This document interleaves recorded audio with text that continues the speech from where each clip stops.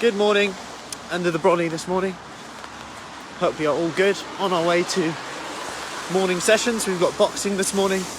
We've also got high intensity as well, live from home or in person in our studio in Marlborough or brand new studio in Devizes. So, just wanted to come on and talk about how much body fat can you lose in a day.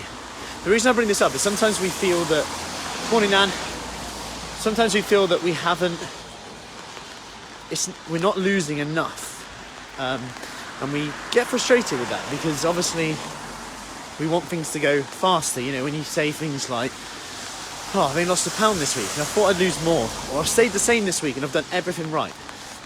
Consider this, you can only actually lose 250 grams about of body fat a day, like maximum. Even if you're on a starvation diet, pretty much, you know, give or take.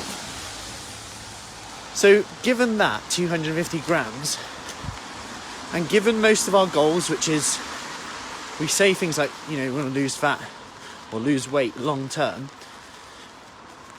and then we ask the question why, and it's often to feel better, to be healthier, toned, fitter, maybe fit our clothes better. If you consider this, that, are we looking at the wrong number? Because the scales are going to go up and down. They can go up and down all the time based on what you eat, the time of day, salt intake, vegetable intake can actually make them go up.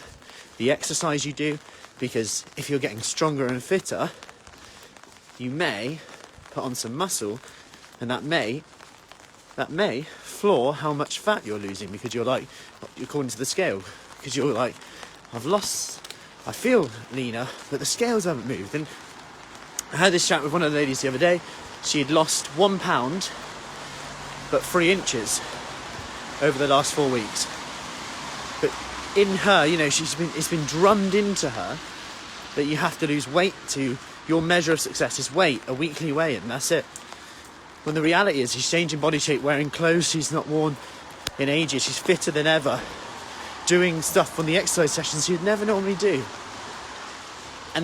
But in her head, she's still got that belief that unless the scales are going down faster, that she's failed, or failing, or it needs to be faster. Now, you've got to consider that if she carried on doing that, she'd disappear in a matter of months.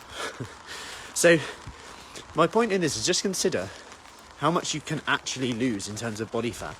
And when you get frustrated when the scales go up and down, consider menstrual cycle, consider hormones, consider sleep, consider vegetable intake, water intake, fruit intake, salt intake, carbohydrate intake. You store 4 grams of water for every carbohydrate you eat.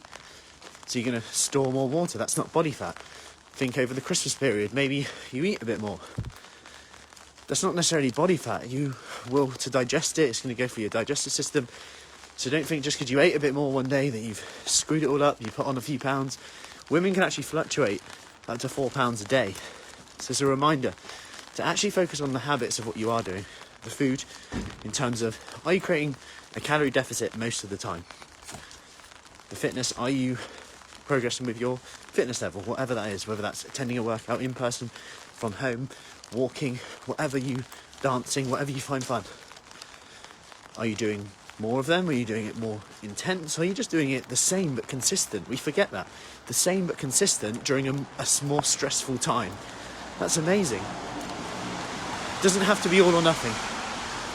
Done is better than perfect, even if we're doing 1 minute workouts a day at the moment as well. On top of our normal ones, we do a 1 minute workout a day, because it's a fast way to change your state. We had a Q&A yesterday with Dr. Adam Bibby. He talked about urges, state in terms of our brain, how it works, impulses, and just that can change our decision making.